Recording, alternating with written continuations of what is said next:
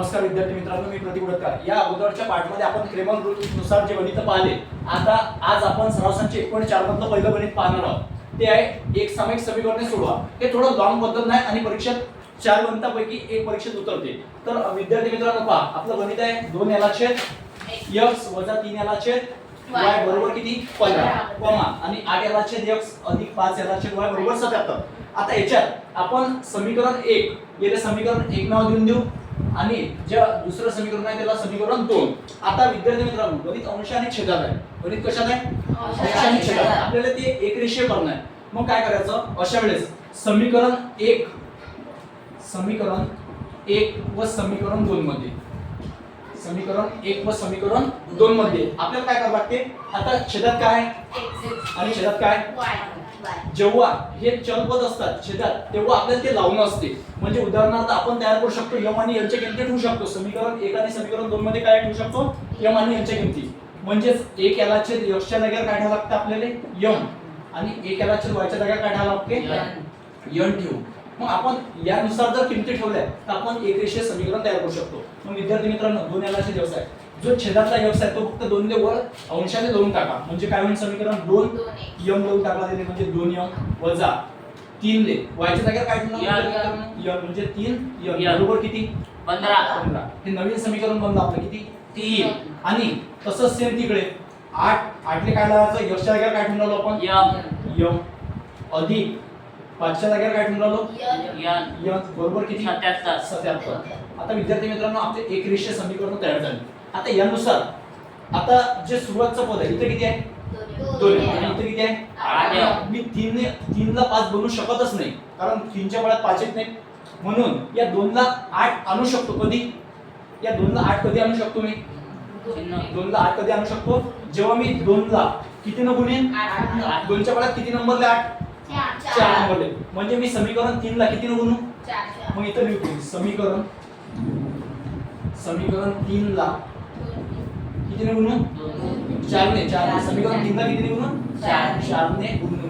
मग समीकरण 3 च्या प्रत्येक पदाला 4 ने गुणा। मग समीकरण 3 च्या प्रत्येक पदाला म्हणजे 2m गुणिले 4 वजा 3n गुणिले 4 बरोबर 15 गुणिले 4।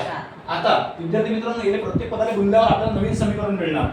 मग 4 गुणी 8 आणि हा m जसाचा 8m वजा 3 चूक 12 आणि m जसाचा तसाच बरोबर 15 चूक 60। हे नवीन समीकरण किती भेटलं आपल्याला? 5। आता नवीन समीकरण 5 मिळालं। आता 5 मधून समीकरण 4 काय करायचं? वजाबाकी। जेव्हा कारण इथं 8m आहे, इथं 8m आहे, या 8m च्या पुढे चिन्ह पहिली म्हणजे काय असते? अधिक। आणि 8m च्या चिन्ह पुढे पहिली म्हणजे काय? अधिक।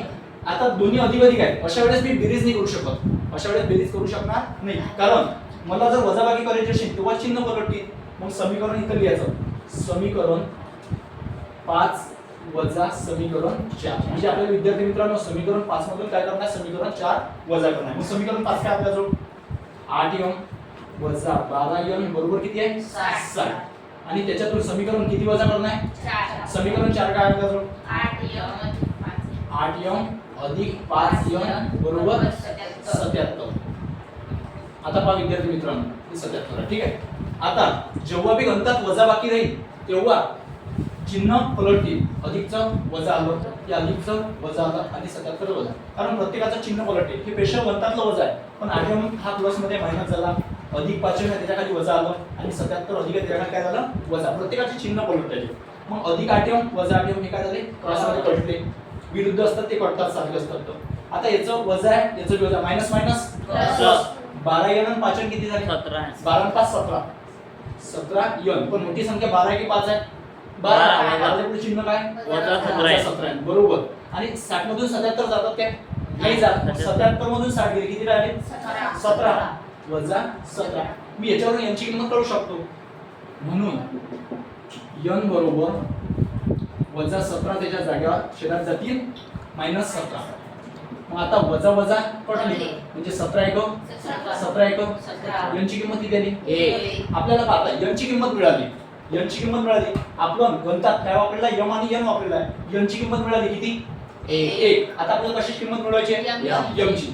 मग n बरोबर 1 ही किंमत समीकरण 3 मध्ये ठेवायची। कारण एकूण 2 तर आपला अंश आणि छेदाला आहे. आपण सरळ एक रेषीय बनवलं समीकरण 3. मग n बरोबर 1 ही किंमत समीकरण किती मध्ये 3 मध्ये ठेवू.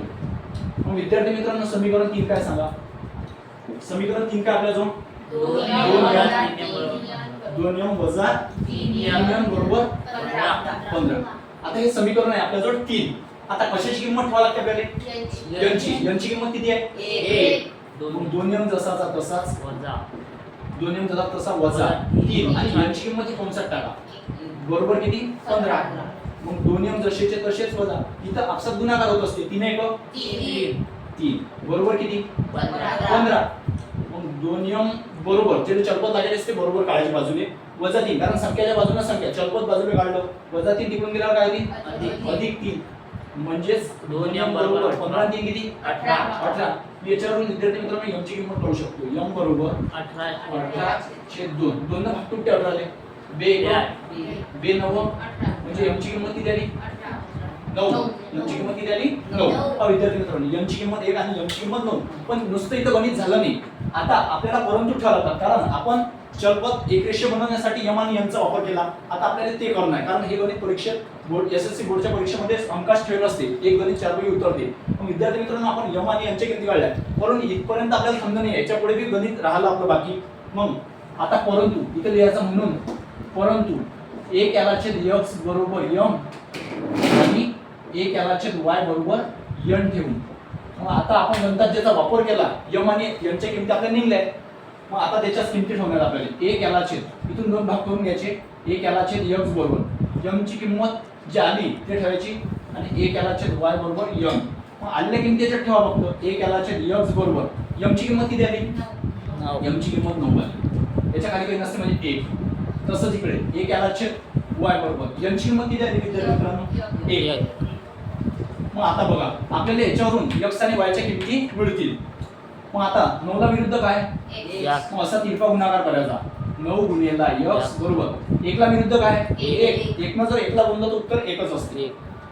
मग 9 गुणिले x 9x बरोबर 9x बरोबर किती 1. मी याच्यावरून x ची किंमत काढू शकतो विद्यार्थी मित्रांनो. हा 1 त्याच्या जागेवर ज्याला चलपद लागेल असते हे जात असते छेदात म्हणजे x ची किंमत किती मिळाली आपल्याला 109.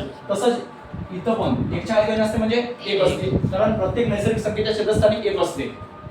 मग 1 ला विरुद्ध काय 1 गुणिले y बरोबर आणि 1 ला विरुद्ध 1 आहे म्हणजे 1 गुणिले y म्हणजे काय y 1 y लिहित नसतात तो y लिहितात फक्त बरोबर 1 1 म्हणजे y ची किंमत किती मिळाली 1. अशा प्रकारे विद्यार्थी मित्रांनो आपण x आणि y ह्या एकसामायिक समीकरणांच्या किमती काढू शकतो.